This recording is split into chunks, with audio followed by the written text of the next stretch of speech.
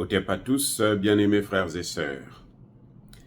Vous vous souvenez, il y a quelques années, peut-être 2 ans de cela, ou 3 ans, lorsque le ministre de l'administration du territoire malien, l'actuel, bien entendu, Abdoulaye Maïga, le colonel, assurait l'intérim du Premier ministre Choguel Kokala Maïga, qui était en convalescence. Il est venu aux Nations Unies et il avait dit une chose. Je ne sais pas si c'était une prophétie ou bien il y a des gens qui ont dit que c'était une provocation. Non, ce n'était pas une provocation.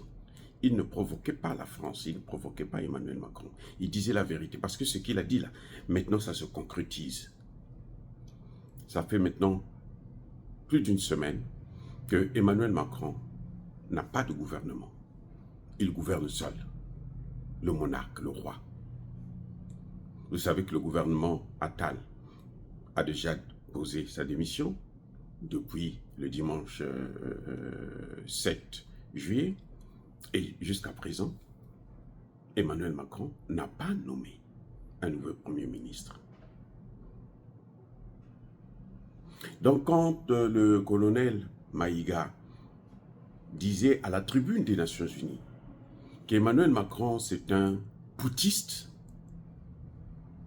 la preuve est là. Emmanuel Macron c'est un véritable putschiste. C'est pour ça qu'il a la migraine quand il voit qu'il y a des pays, il y a des gens qui affirment leur souveraineté. Loin de lui, loin de son influence. Ça lui donne il a des démangeaisons. C'est le cas du Mali, du Burkina, du Niger. Il se dit que non, mais c'était lui qui devrait commander ces pays. Vous avez entendu même Emmanuel Macron vous dire « Je suis un panafricaniste. Nous sommes tous des panafricanistes. » Non, il n'est pas panafricaniste. Il n'est pas panafricaniste, il n'est même pas africain. Pire, il n'est même pas noir. Mais oui, parce que tous les noirs viennent d'Afrique, sauf lui. Lui n'est pas noir. Il est tout sauf panafricaniste, sauf africain. Voilà. Bref, Emmanuel Macron est en train d'exécuter un coup d'État en France. Il a écrit aux Français qu'il n'y a pas de vainqueur. Personne n'a gagné l'élection. Qu'est-ce que ça veut dire?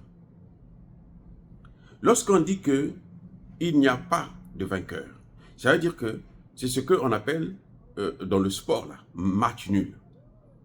Il n'y a pas de gagnant, personne n'a gagné l'autre. Vous avez le même score. Si personne n'a marqué de but, c'est 0-0.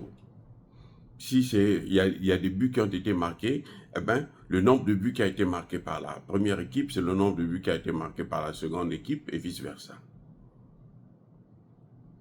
C'est là qu'on dit, il n'y a pas de gagnant. C'est là qu'on dit qu'il y a match nul. Même à l'école, il y a un premier, il y a un deuxième, il y a un troisième, il y a un quatrième, jusqu'au nombre de candidats qui ont participé à l'examen. Ou au cas contraire, nous, à l'école, on dit premier ex aequo, deuxième ex aequo. C'est-à-dire que vous avez la même note. Ce qui se passe actuellement en France, ce n'est pas pareil. Il y a eu un gagnant, un second et un troisième. Macron et son parti et son club, ils viennent en troisième position. C'est le nouveau Front populaire, la gauche, qui gagne l'élection, qui a gagné l'élection. Elle est suivie du Rassemblement national et ses alliances, ses alliés. Donc, Emmanuel Macron ne peut pas dire qu'il n'y a pas de gagnant. Mais non, lui se base sur le fait qu'il n'y a pas eu de majorité absolue. Parce que pour avoir une majorité absolue, il faut avoir 280 et quelques députés. Oui, ils n'ont pas eu une majorité absolue. Personne n'a la majorité absolue. Mais il y a un gagnant. Parce que, regardez, quand on organise les élections, là, lorsque, en fait, pour gagner l'élection dès le premier tour, il faut avoir plus de 50%. Mais, il peut arriver que lorsque vous organisez les élections, avec les abstentions et les autres, personne, même au deuxième tour, personne n'a plus de 50%. Ça peut arriver. Oui, même si c'est vrai qu'au second tour, il n'y a que 2 personnes, mais il y a des abstentions. Il peut y avoir plus d'abstentionnistes que prévu, et puis personne n'atteint les 50%. Mais si vous avez 49% et l'autre à 45%, vous avez gagné.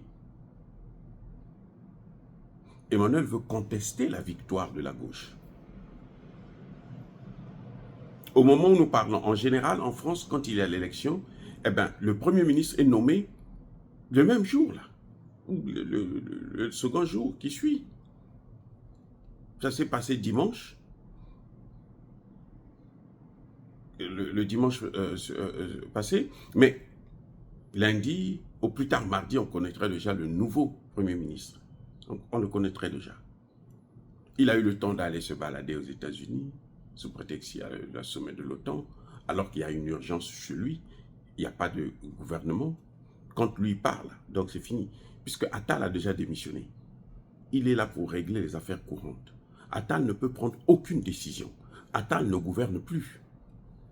Attal attend seulement le nouveau Premier ministre et puis lui transmettre le témoin. Voilà le modèle de démocratie que les Africains nous décrivent, les intellectuels surtout. Parce que nos parents, ils s'en fichent éperdument. Eux, la démocratie, c'est être capable de manger tous les jours. Vous voyez? Mais nos intellectuels nous faisons toujours fait croire que c'est la démocratie en France. Il n'y a pas de démocratie. Regardez vous-même, il n'y a pas de démocratie. Ils refusent de reconnaître la victoire de l'autre. Ils refusent. Ils refusent. En fait, ils veulent reconduire Attal parce qu'ils appartiennent au même club. Regardez mon regard. Suivez mon regard. Ils appartiennent au même club. Donc, ils veulent le garder. Il veut garder ce gouvernement. Il veut garder Stéphane, je ne sais pas quoi, le ministre des Affaires étrangères. Emmanuel Macron veut absolument les garder. Il n'a qu'à les prendre dans son cabinet. À l'heure actuelle, les Français attendent peut-être Mélenchon, ou bien encore peut-être François Hollande, parce que bon, les Français ont une particularité, c'est que vous avez été le chef d'une personne, quand cette personne monte, vous acceptez quand même d'être son adjoint ou son suppléant, ou son lèche-cul. Voilà. Hein, on a vu des premiers ministres, d'anciens premiers ministres devenir ministres des Affaires étrangères. Et ils étaient tout fiers là d'être le ministre des Affaires étrangères. Parce qu'eux, ils connaissent la politique africaine. Donc c'est la politique africaine c'est l'Afrique là qui fait vivre la France. Contrairement à ce que nous avons toujours cru. La force de la France, c'est parce que c'est elle qui influence nos dirigeants. Nos dirigeants, pas nos populations, nos dirigeants. Et maintenant, de plus en plus que les populations sont en train de prendre leur souveraineté, alors la France a du mal. C'est ce qu'elle ne supporte pas. Oui. Attal ne peut pas apprendre quoi que ce soit aux Africains. Non. Même pas la fameuse civilisation, parce que sa civilisation, elle est complètement différente à la nôtre. Elle n'est pas reconnue chez nous, elle est condamnable. C'est pour ça d'ailleurs, vous avez vu, le Premier ministre n'a jamais fait un tour en Afrique. Bref, il y a un coup d'État actuellement en France. Emmanuel Macron est en train d'exécuter un coup d'État. C'est ça ce qu'on appelle un coup d'État. Mais ça, c'est ce qu'on appelle un coup d'État institutionnel. Ce n'est pas un coup d'État militaire, c'est un coup d'État institutionnel. Macron ne veut pas quitter le pouvoir. Macron mène la France vers l'instabilité. Ne soyez pas surpris qu'il y ait une guerre civile ou qu'il y ait des manifestations violentes. Parce que les gens n'attendront pas très longtemps s'ils ne décident pas de remettre le pouvoir au peuple souverain. Ce peuple-là qui a décidé de donner la direction de Matignon à la gauche. Et c'est ce peuple qui est souverain, ce n'est pas Emmanuel Macron. C'est ce qu'il n'a pas compris. Emmanuel Macron a besoin d'étudier, de repartir à l'école. Vous voyez, comme ça, il va apprendre ce que c'est que la démocratie, ainsi de suite. Parce qu'on voit qu'il est tellement ancré au mondialisme qu'il pense que ce sont les mondialistes qui ont créé ce monde. Non, ce monde a été créé par Dieu, pas par les mondialistes. Ils vont mourir là. Le monde là sera là. Ils ont beau avoir les plus gros médecins, les meilleurs médecins du monde. Ils ont beau changer les organes. Ils finiront par aller. Je dis bien, ils finiront par aller. Parce que le monde là, ils ne le contrôlent pas. Il n'est pas dans leurs mains. Ils peuvent tuer tous les Africains comme ils ont l'habitude de le faire, les massacrer en masse. Ça ne changera rien pour eux. Eux aussi, ils vont partir. Et parfois, ils vont même partir avant ceux qui sont en train de vouloir massacrer. Bref, bien-aimés frères et sœurs, nous voyons maintenant ce que c'est qu'un modèle de coup d'État, le vrai coup d'État. Déjà, la dissolution de l'Assemblée nationale est un coup d'État. Donc, ce qui est en train de se passer en ce moment-là, c'est un coup d'État dans un coup d'État. Emmanuel Macron n'était pas obligé de dissoudre l'Assemblée nationale. Il pouvait lui-même démissionner. Et un président digne,